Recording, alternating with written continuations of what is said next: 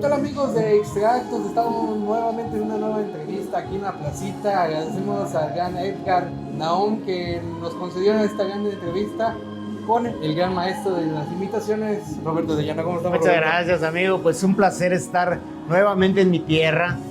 En mi tierra, porque mucha gente no sabe que soy cordobés. Yo no sabía, ¿eh? ¿No sabías que era cordobés? Yo no sabía. Yo nací en Córdoba, Veracruz. Ah, por eso viene mucha gente a verlo. Sí, entonces, yo nací en Córdoba, Veracruz, hace ya muchos años.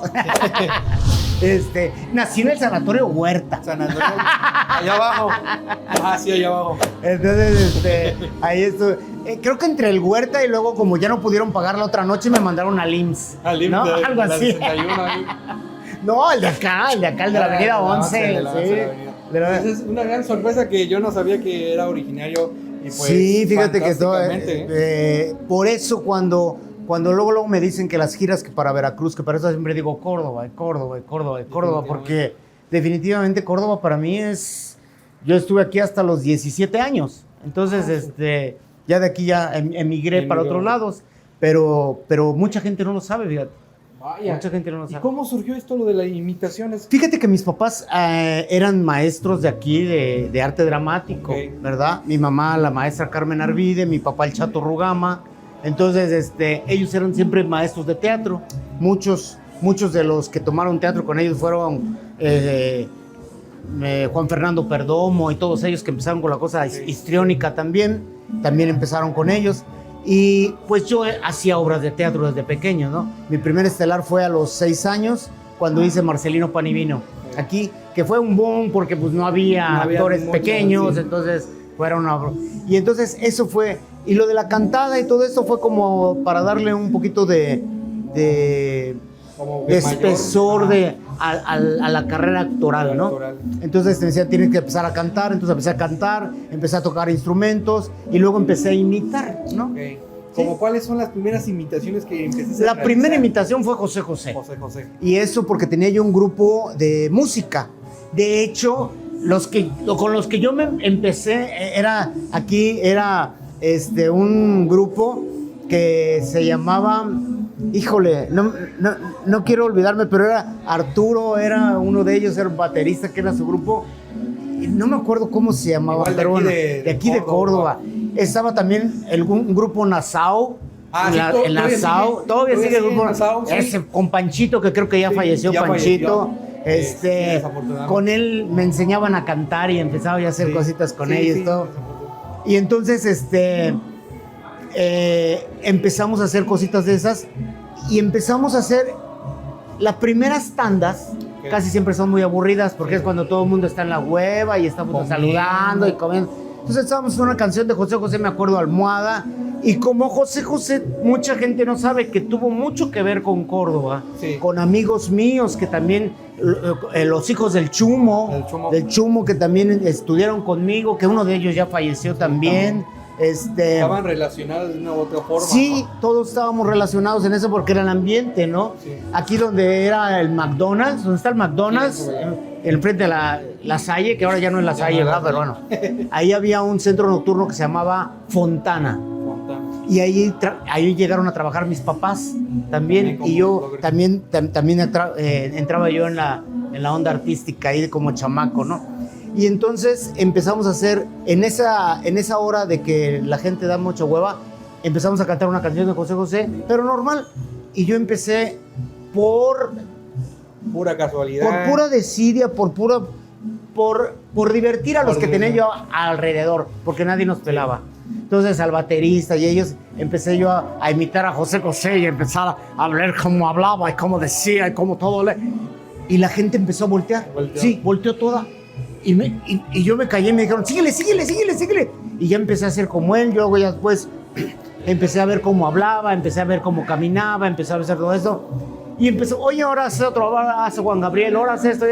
Y resultó que dijimos, bueno, vamos a hacer un show de puras imitaciones, ¿no? Y así fue como empezó. Wow.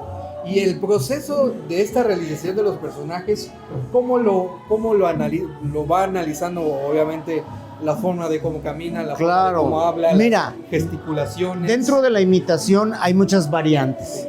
Hay una imitación fiel, ¿verdad? hay una parodia y hay una fonomímica. La fonomímica es cuando tú haces todos los ademanes, cuando haces toda la caracterización, donde te vistes completamente bien y todo esto, pero que canta el disco, ¿no? Sí. Entonces, esa es la fonomímica. Entonces, después viene una imitación, ¿no? Y la imitación se puede dividir en fiel o parodia, ¿no? Entonces, la parodia es cuando tú empiezas a ridiculizar o a engrandecer los defectos que tiene el artista, ¿no? Como en José José, pues, ándale, la forma de cómo... Sí, exacto, porque José José, si hacen un José de los 70s o de los 80s, ese era muy diferente a cómo murió, ¿no? A cómo hablaba después de que ya no podía hablar. Pero José José, pues era José José, ¿no? O sea, todo el mundo. Entonces, Vicente Fernández también, cuando empezaba a cantar, cantaba muy alto, y a las últimas fechas, cuando murió, pues bajó tono y medio, ¿no? Sí. Entonces, tienes que ver mucho video, tienes que ser, y yo creo que tienes que ser un poco chismoso, porque empiezas a imitar, en mi caso, que yo creo que en la mayoría de mis compañeros también empiezas a imitar a tus papás, empiezas a imitar a tus maestros y todos, ¿no?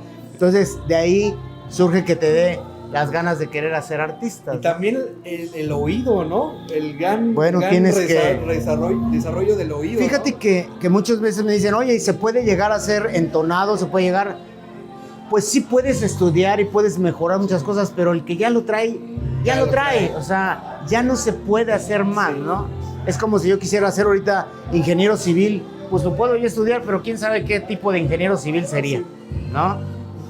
Hay algo que te quisiera comentar. No sé si hayas escuchado, bueno, en la actuación hay una rama que se llama doblaje, ¿no? Claro. Bueno, es una rama sumamente importante para la industria ahorita en México, pero además ya surgieron unos imitadores, no sé si lo has visto, donde imitan al actor de doblaje.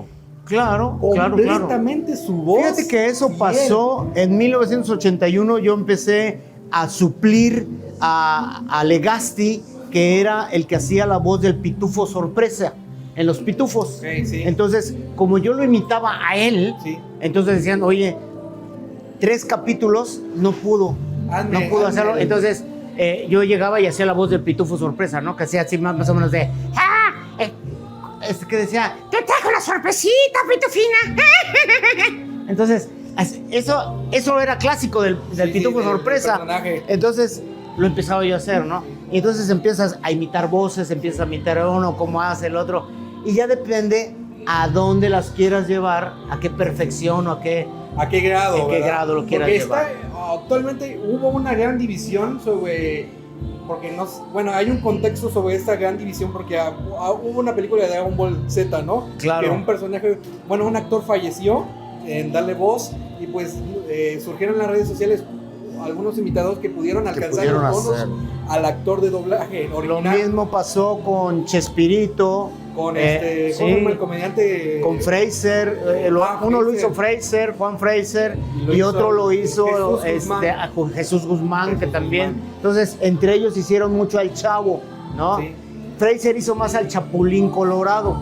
Entonces, pero también son unos grandes, y sí necesitas tener pues mucho oído, ¿no? Pero lo grato es que no solamente son imitadores, son actores como usted, realmente, ¿no? O sea, no es algo de que se le surgió de la nada la imitación, sino que ya vienen también de familias, natural, ¿no? Cuando tú te desarrollas en un ambiente de estos, yo nací en teatro, o sea, yo era puro teatro, pues yo lo que quería hacer era artista. ¿No? Entonces, pues ahí está, chavos, pues ahí está la política de un gran imitador que es Roberto de Llano, pues para que no digan que pues las imitaciones también son profesionales, no son... No, y además es pegarle mucho, ¿no? Va a haber muchos personajes que los hagas más fieles que otros, va a ser... Yo me fui un poquito más a la comedia, porque a mí me gusta mucho ver la risa de la gente, me gusta mucho arrancar la carcajada, entonces me voy un poquito más a la parodia para hacerlos reír, ¿no?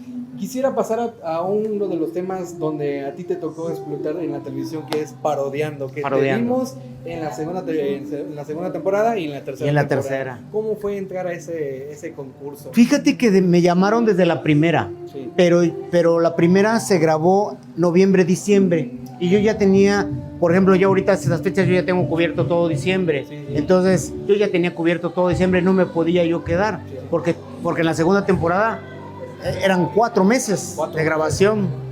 Y de estar desarrollando. Todo el día, no podía guión. salir. Ajá. Entonces, yo no pude hacerlo. Entonces me dijeron, bueno, pues para la próxima. La segunda ya con tiempo lo movieron a junio. En junio, entonces junio, julio, agosto. Y ahí entonces sí entré en la segunda, que tuve la fortuna de estar con Angélica Vale, ¿no? Había escuchado algunas entrevistas con Marisol Vázquez que ya los shows que están hechos en la segunda temporada, estuviste, ya son los shows que ya tienen preparados al público. ¿Es cierto o no? Algunos personajes sí. Por ejemplo, si a mí me pedían que yo hiciera un Vicente Fernández, que yo ya había hecho un Vicente Fernández, pero es muy diferente trabajar en centro nocturno a televisión. Es completamente diferente. Te cambia, ¿no? El chip de cómo interactuar. Todo. Tienes que cambiar la terminología de hablar, tienes que manejar un lenguaje diferente, una vocalización diferente, porque cuando tienes un micrófono tú puedes hablar tranquilamente y cuando estás allá tienes que microfonear, tienes que hacer, tienes que... Todo lo técnico. Entonces son muchas cositas que te hay que ir aprendiendo, ¿no? Entonces yo traigo el personaje, pero la historia, la canción, el cómo lo vamos a hacer, te pones te sientas con los creativos, con los escritores, que ese escritor ahí estaba el norteño, Edson Zúñiga estaba de escritor, estaba Jurgen Haitovich, estaba también de escritor, estaba Jurgen, estaba Mauricio del Castillo. Y entonces entre ellos nos sentábamos y empezábamos a escribir, mira esta historia así, y aquí sale Vicente así, y aquí sale asado, no, pues vamos a sacar a y se va armando, ¿no? ¿Y cuánto les daban para darle, para los personajes nuevos? Una semana De preparación. Tienes una semana nada más, se grababa los miércoles, el pre, y el viernes era la grabación. Y se amoló. Ya no tenías más, porque... como se transmitía los domingos, todo el sábado era de edición, ¿no? Entonces tú grababas el viernes, ya. Lo que pasó, pasó. Llegamos a la tercera temporada, donde ahí se fraccionan lo que es parodias, sketches, muy cansada porque en el Parodiando 2 hacíamos un personaje. Sí. Acá había programas que hacíamos 4 o 5 personajes. Entonces, desde caracterización, desde cambio de vestuario, desde aprenderte el guión, desde hacer todo y no perder el otro, porque a veces salías de apoyo, a veces salías de esto, fue muy desgastante. Muy desgastante, pero también nos dio una proyección muy fuerte, ¿no? Sí, nos dio más tiempo de televisión. A nosotros, mientras más tiempo de televisión te den, es mejor, porque se va grabando más la cara. ¿Y cuántos personajes nuevos sacaste en esas dos lapsos? Mira, en el Parodiando 2 yo saqué 16 personajes. Nuevos. 16 personajes. En el Parodiando 3 no recuerdo muy bien, pero era mucho. Eran yo creo más de 30 personajes porque hicimos ahí cosas muy locas con Facundo. Y más con Facundo que era... Y Luisito Rey, sí, no, era... Pero era tirándole casi. Era divertidísimo traer. Y luego los horarios de Facundo eran muy raros porque te decía, vamos a ensayar. En todo el día no te pelaba y en la noche pasaba y te quedabas de las 10 de la noche a las 6 de la mañana ensayando. Entonces, eran muy locos sus horarios, pero un tipo muy creativo, me decía, ¿qué es lo que tú te sientes cómodo de hacer? Y hay otros productores que no te lo dicen, te dicen, tú vas a hacer esto. Y se acabó. Y aquí tú decías, no, yo quiero hacer esto, yo quiero hacer esto otro, yo quiero hacer acá, yo quiero hacer allá. Pues algo. También tenía una duda sobre los jueces. Es que era Angélica Vale en su tira en la segunda temporada, Gilberto Glés estaba. Sí, y Julio Zavala. Ajá. Bueno, yo los consideraba a Angélica Vale y a Julio Zavala como más parodiadores que imitadores. Y yo dije, ¿por qué están como, obviamente por líderes, ¿no? De a lo mejor mi imagen atrás, pero yo sentía que a lo mejor otros actores, como lo fue Gilberto Glés en su momento, pues estuvieran al mando, ¿no? Podían tener. Igual de la muchas veces, ¿no? Son por compromisos que tienen ellos mismos. Okay. Entonces, a la hora de hacer compromisos, tienen que hacerlo mejor y deciden ser jueces, ¿no? Sí.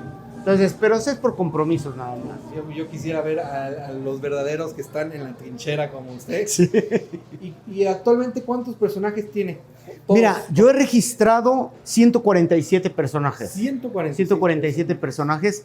que a lo largo han caído, por ejemplo, un Niga que nada más tuvo unos picos de popularidad y se salió, Ricardo Arjona, que fue un boom así que después bajó, cositas así que van, y desde muy contemporáneos, desde una Celia Cruz, desde cosas así y todo eso, entonces se han ido así, pero ahora tenemos desde los más nuevos que ahorita vas a ver a Bad Bunny, vas a ver a los nuevos que están ahorita, ¿no? Pues te agradezco esta gran entrevista, mi querido. No, Adriano. pues Es un placer que eres de Córdoba, eso no me lo sabía, es una gran sorpresa. Sí. Y pues quisiéramos que nos despidieras este excelente video, esta excelente entrevista con alguna de tus invitaciones. Claro. Para mi canal que se llama Extra Extra Actus. Oye, qué bien. Bueno, pues para Extra Actus, como dijera el señor Vicente Fernández, mis queridos amigos, yo la verdad los invito para que me sigan en mis redes como Roberto de Llano. ¡Ay! Venga. Muchas gracias. Hasta la próxima entrevista. Chao.